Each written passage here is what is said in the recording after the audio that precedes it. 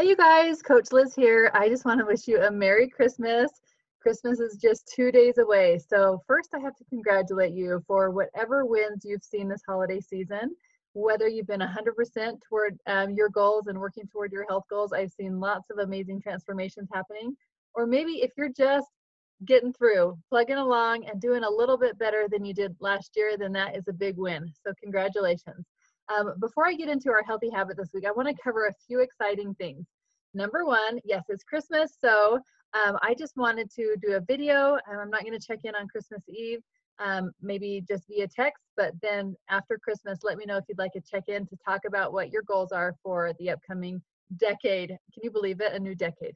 So we're excited about that. And on that note, just wanted to let you know we are starting a focus group. It's called 2020 Vision, and we're focusing on creating the best you.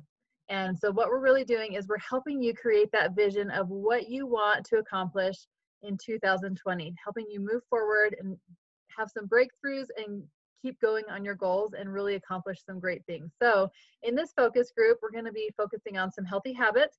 We're going to incorporate the 66-day habit challenge tracker where you can choose a micro habit, something so tiny that you're going to be consistent with every day for 66 days. I've been doing that with exercise. My goal has been to step on the treadmill every day, and I've done it. I haven't gone more than 2 days without doing it, and it's really been great. So we're going to talk about what your micro habit of health will be and really start working on some breakthroughs with those healthy habits and mindset. And it's just more fun to do it as a group, and it's free for you, and you have accountability, coaching. It's going to be a lot of fun. So message me back if you want to join.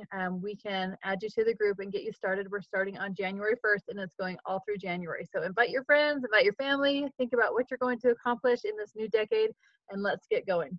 All right, our healthy habit this week is inflammation. It's one of my favorite topics to talk about because inflammation affects our whole body. Did you know that inflammation generally starts in the gut? And it's just bad bacteria that your body is trying to actually fight. Like your body's at war with itself when it has inflammation. It actually causes your blood sugar to spike.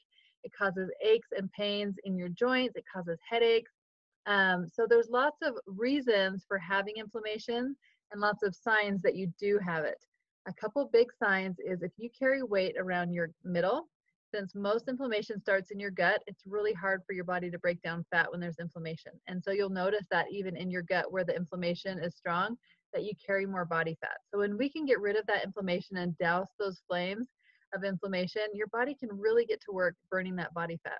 So that's a big sign that you have inflammation. Also, if you have joint pain in your joints, if you have headaches, those are signs of inflammation. If you've had an old injury and it becomes inflamed, it starts hurting again, that's inflammation.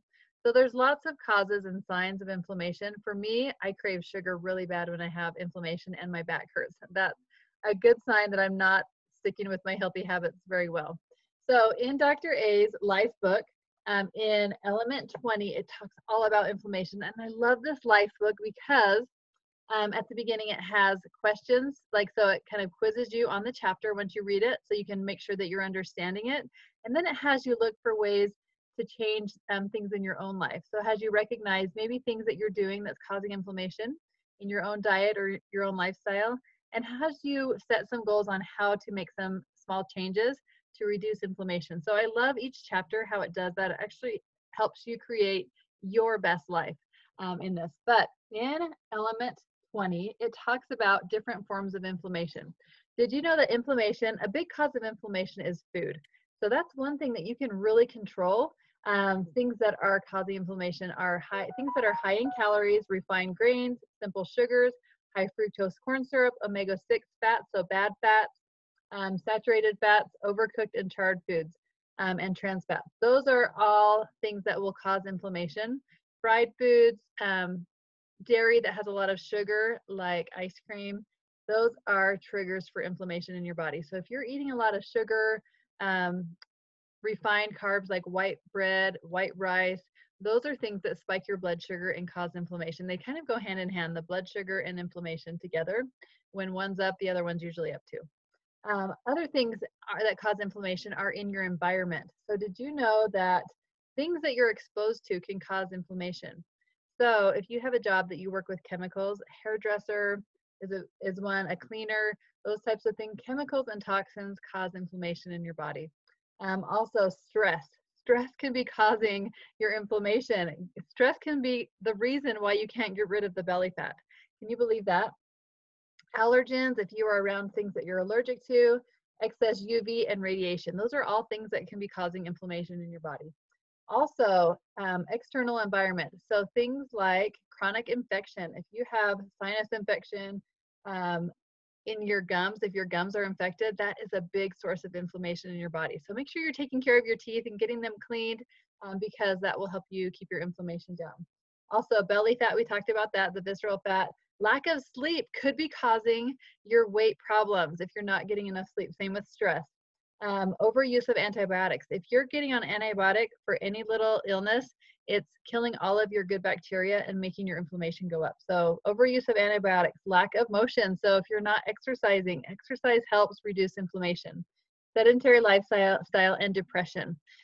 Those are things that can trigger inflammation and cause that in your body. So those are good things to be aware of. Those are things that we often have control of changing in our lifestyle. So pick one or two things that you're going to cut out.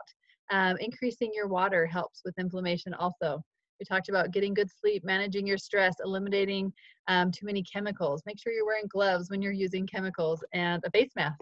And then it just talks about some healthy foods, making sure you're getting healthy fats like fish, nuts, healthy greens, green beans, broccoli, things like that. Did you know that olive oil is actually a natural anti-inflammatory? So it's kind of like taking an ibuprofen. It's similar to that, using olive oil as a natural anti-inflammatory. So that's awesome. And then also just making sure we're having a balanced diet. Living the habits of health is one of the best ways to reduce inflammation. So hopefully I taught you a few signs that you may have inflammation and then a few causes that may be causing it. And one thing that I notice is our program, because it's designed to balance your blood sugar, has amazing effects on inflammation. I see it every day. Having a healthy lifestyle, eating balanced diet, working on your sleep, your exercise, all of those healthy habits that we work on really help with inflammation. So that's my challenge for you this week is look at your inflammation, see if you can set a goal or two of what you can change and have a Merry